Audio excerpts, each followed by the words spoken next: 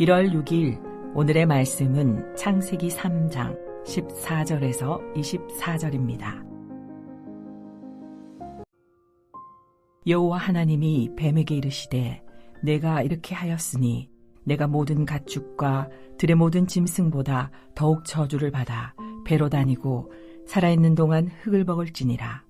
내가 너로 여자와 원수가 되게 하고 내 후손도 여자의 후손과 원수가 되게 하리니 여자의 후손은 내 머리를 상하게 할 것이요 너는 그의 발꿈치를 상하게 할 것이니라 하시고, 또 여자에게 이르시되 내가 네게 임신하는 고통을 크게 더하리니 네가 수고하고 자식을 낳을 것이며 너는 남편을 원하고 남편은 너를 다스릴 것이니라 하시고, 아담에게 이르시되 내가 내 아내의 말을 듣고 내가 네게 먹지 말라 한 나무의 열매를 먹었은즉 땅은으로 말미암아 저주를 받고 너는 내 평생에 수고하여야 그 소산을 먹으리라.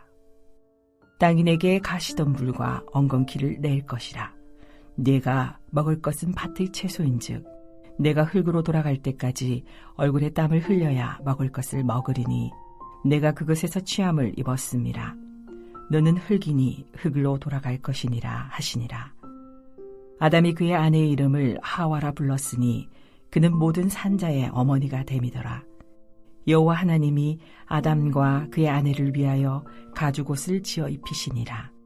여호와 하나님이 이르시되 보라, 이 사람이 선악을 아는 일에 우리 중 하나같이 되었으니 그가 그의 손을 들어 생명나무 열매도 따먹고 영생할까 하노라 하시고, 여호와 하나님이 에덴 동산에서 그를 내보내어 그의 근원이 된 땅을 갈게 하시니라. 이같이 하나님이 그 사람을 쫓아내시고 에덴 동산 동쪽에 그룹들과 두루 도는 불칼을 두어 생명나무의 길을 지키게 하시니라. 창세기 3장 14절에서 24절 말씀을 함께 묵상하겠습니다. 창세기를 읽다 보면 궁금한 것, 의문점 투성입니다.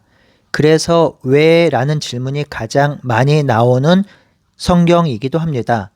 여러분, 성경을 읽다가 질문이 생기면요, 계속 질문하십시오. 덮어놓고 믿는 것보다 질문하고 그 질문에 답을 찾아가는 것이 신앙의 성숙에 훨씬 더 도움이 됩니다. 그래서 창세기를 묵상하면서 가능한 왜라는 질문에 설명을 해보려고 합니다. 어제 아침 말씀 묵상에서도 주해나 주석보다는 의미에 초점을 맞추었는데요.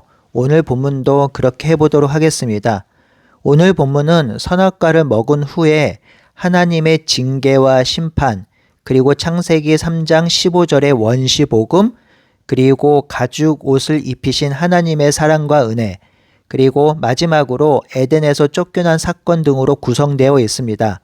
이 네 가지 부분을 짧게 설명하고 오늘 묵상을 하도록 하겠습니다. 첫 번째, 하나님의 징계와 심판을 살펴보겠습니다. 선악과를 먹음으로 인간은 하나님의 자리를 탐했었는데요. 그 결과는 냉혹했습니다. 이 일로 인해 모든 관계가 무너지고 현실에는 고통이 들이닥쳤습니다. 먼저 뱀에게 내리신 심판은 배로 다니며 흙을 먹을 것이라고 하였지요. 성도 여러분, 이 말은요, 뱀이 원래부터 기어다니게 되었다라는 동물학적 설명을 하는 것이 아닙니다. 저주받았으니 발도 없이 꿈틀대며 다닌다는 의미도 아닙니다. 하나님은 지금 뱀에게 굴욕과 추악의 벌을 내리신 것입니다. 고대 언어에서 흙을 먹는다는 것은 패배의 자의 자리, 가장 낮은 자리로 떨어진 것을 의미합니다. 뱀이 그런 존재가 되었다는 것이지요. 뱀이 아담과 여자를 유혹하여 승리한 것처럼 보였지만 결국에는 하나님의 징계와 심판을 받는 처지로 전락한 것입니다. 이 사실이 우리에게 주는 교훈은 사탄이 승리한 것처럼 보이지만 결국 사탄은 하나님의 징계와 심판 아래 놓이게 되었다는 사실을 보여줍니다. 여자에게 내리신 징계는 해산의 고통과 관계 속의 아픔입니다.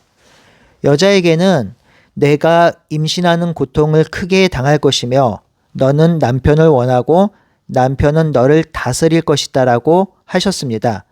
여러분, 이 말씀을 문자 그대로 적용하는 것은 해석상의 어려움을 가져다 줍니다. 여자가 해산의 고통을 가진다는 것은 원래 생명을 잉태하는 것이 축복인데 그 잉태하여 낳게 하는 것이 고통이 되었다는 것입니다. 이는 깨진 창조의 질서가 인간이 태어나면서부터 고통을 안겨준다는 의미로 이해할 수 있습니다. 또한 남자가 여자를 다스릴 것이라고 했는데요. 이것을 가지고 남자가 여자를 다스리는 것이 하나님의 뜻이라고 해석하는 것은 확대 해석이라고 이해할 수 있습니다. 이 본문의 중심적인 의미는요. 여자와 남자, 아내와 남편의 관계가 깨졌다는 것을 의미합니다. 성도 여러분, 여자가 남자의 다스림을 받는 것이 징계라면 남자가 여자를 다스리는 것은 축복입니까? 아니면 그것도 저주입니까? 이 부분은 우리가 계속해서 깊이 고민하고 묵상해야 하는 부분입니다. 결국 죄가 들어오므로 아름다운 부부의 관계가 힘의 논리로 변했다는 것을 보여줍니다. 남자에게는 노동의 고통과 죽음이 따릅니다. 내가 내 아내의 말을 듣고 땅은 너로 말미암아 저주를 받고 너는 얼굴에 땀을 흘려야 먹을 것이니라. 너는 흙이니 흙으로 돌아갈 것이라고 하셨습니다. 성도 여러분, 여기서 중요한 것은 소위 말하는 노동 자체가 원래는 하나님이 인간에게 주신 은혜라는 것입니다. 인간은 노동하며 삽니다. 노동은 창조의 선물이죠. 그런데 문제는 노동의 효율입니다. 노동한 만큼 결과가 나오지 않는다는 것입니다. 이것이 타락 이후에 심판으로 작용하는 것입니다. 타락 이후의 노동에는 엉겅퀴가 나옵니다. 열심히 일해도 열매를 거두지 못할 때가 있습니다. 정직하게 살아도 손해볼 때가 있습니다. 땀을 흘려도 해결되지 않는 문제가 산적합니다. 이것이 바로 죄를 지은 대가입니다. 이 부분을 문자적으로 해석하면 여자는 노동을 하면 안 되는 것이며 여자가 노동을 하면 땅이 정당하게 소산을 낼까요? 아니요, 그렇지 않습니다. 그러니 이 부분의 해석은 조심스럽지만 하나님의 의도와 생각을 이해하며 해석해야 합니다. 그리고 마지막 징계인데요. 너는 흙이니 흙으로 돌아갈 것이라고 했습니다. 이것은 죽음을 의미합니다. 단순히 죽어서 흙에 묻힌다는 개념을 넘어서 하나님과의 영원한 단절, 상실을 의미합니다. 이제 두 번째로 살펴볼 것은 하나님의 은혜입니다. 이 은혜는 창세기 3장 15절에 기록되어 있습니다. 이 단락에 보면 내가 너로 여자와 원수가 되게 하고 여자의 후손은 내 머리를 상하게 할 것이요 너는 그의 발꿈치를 상하게 할 것이라 라고 기록합니다. 우리는 어릴 때부터 이 구절을 원시 복음이라고 들어왔습니다. 왜냐하면 하나님의 심판과 징계가 계속되는 가운데 회복과 구원의 메시지를 던지고 있기 때문입니다. 여기서 여자의 후손은 예수 그리스도 메시아를 의미합니다. 이미 구약에서 여자의 후손이 예수님이라고 여러 차례 예언되었습니다. 그리고 내 머리를 상하게 할 때 상하게 되는 대상은 뱀인데요. 이 뱀은 사탄을 상징합니다.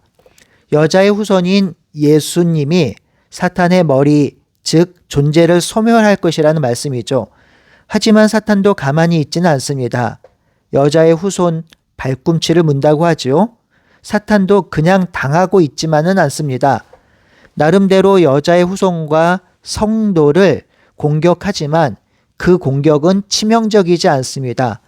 아픔과 고통을 줄 것이긴 하지만 그래도 생명을 앗아갈 정도는 아닙니다. 하나님은 악과 인간 사이에 적대를 두셔서 악이 인간을 완전히 삼키지 못하도록 막으십니다. 결국 발꿈치를 상하게 한다는 표현은 고통은 있지만 그것이 최종적 패배가 아니라는 것을 암시합니다. 여러 학자들은 이 구절을 통해서 하나님의 백성의 계열과 악의 계열의 전쟁이 지속될 것임을 설명했고 또 한 가지는 이 전쟁의 궁극적인 승리는 여자의 후손에게 있다는 것을 설명합니다. 결국 메시아의 승리를 말하는 것이지요. 그러니 창세기 3장 15절은 이렇게 말합니다. 죄가 시작된 자리에서 하나님은 이미 구원을 시작하고 계신다는 것이지요. 이제 세 번째로 가죽옷에 담긴 하나님의 은혜를 살펴보겠습니다. 3장 21절에 보면 하나님이 아담과 그의 아내를 위하여 가죽옷을 지어 입히셨다고 합니다. 정말 아름다운 구절이죠. 하나님이 아담과 그의 아내를 위하여 가죽옷을 지으시고 입히신 것입니다. 아담과 여자는 선악과를 먹음으로 죄 가운데 놓이자 자신의 부끄러움을 서로 숨겼습니다. 무화과 나무 잎으로 자신을 가렸습니다. 벗은 몸이 부끄러웠던 것인지, 아니면 죄로 인한 자신이 부끄러운 것인지, 아니면 서로를 향한 책임 전가로 부끄러운 것인지 명확히 알 수는 없지만 그들은 부끄러워 무화과 나무 잎으로 자신들을 가렸습니다. 그런데 이 무화과 나무 잎은 금방 찢어집니다. 영구적이지 않고 그들의 부끄러움을 가리기에 한참 부족합니다. 이에 하나님은 그들에게 가죽옷을 친히 지어 입히셨습니다. 그들을 위해서 그리하셨습니다. 어떤 학자들은 가죽옷을 만들려면 동물을 죽여야 만들 수 있기에 여기에서 제사의 의미가 있다고 설명하지만 거기까지 동의하기에는 조금 다소 무리가 있어 보입니다.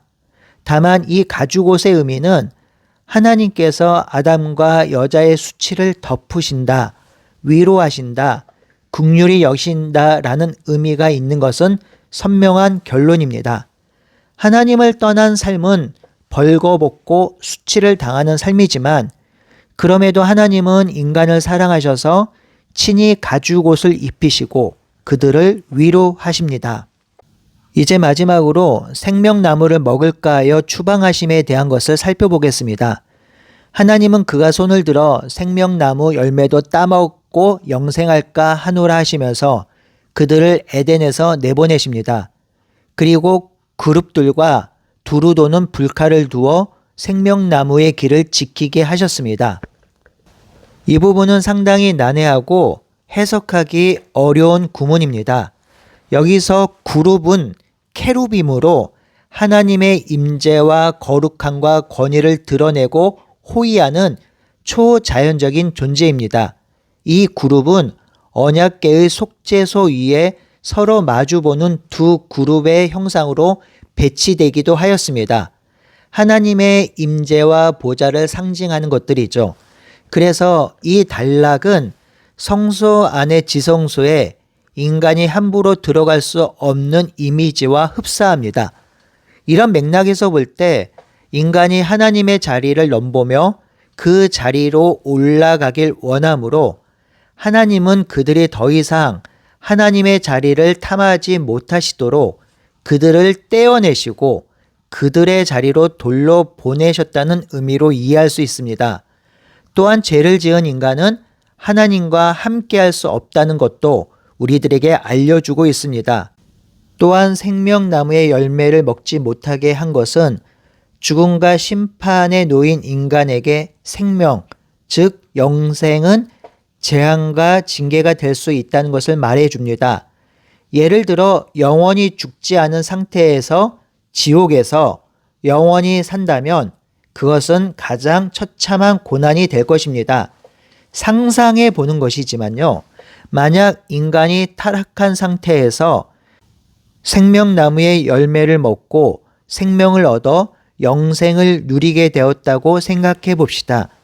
그것은 진정한 생명이 아니라 고통이 될 것입니다. 하나님 없이 영원히 사는 것은 고통이겠지요. 사실 이러한 논쟁과 논의는 우리의 의식과 생각 밖의 관념적이고 추상적인 개념으로만 자리 잡습니다. 왜냐하면 영원히 사는 영생의 개념은 우리의 상상의 범주를 넘어서는 것이기 때문입니다.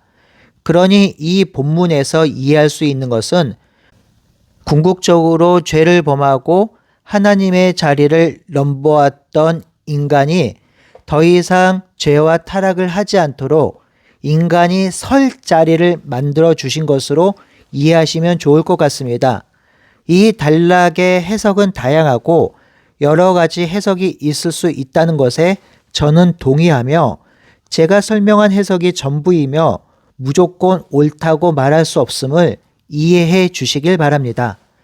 여자와 아담의 타락으로 인류는 큰 위기에 놓였지만 그럼에도 하나님은 인간이 하나님 안에서 살아갈 수 있는 은혜와 길을 열어 놓으셨습니다. 하나님은 하나님의 은혜와 사랑과 창조 질서가 승리하도록 이 역사를 이끌어 가실 것입니다. 하나님이 그렇게 약속하셨습니다. 인간을 향한 우리 하나님의 이러한 사랑을 깨닫고 그 사랑 안에서 우리의 일상을 살아가는 우리 모두가 되길 바라고 소원합니다. 함께 기도하겠습니다. 하나님, 타락한 상황에 놓여 있는 인간, 하나님을 등져 있는 인간에게도 하나님이 함께 하시고 은혜를 주고 계심을 우리가 보았습니다.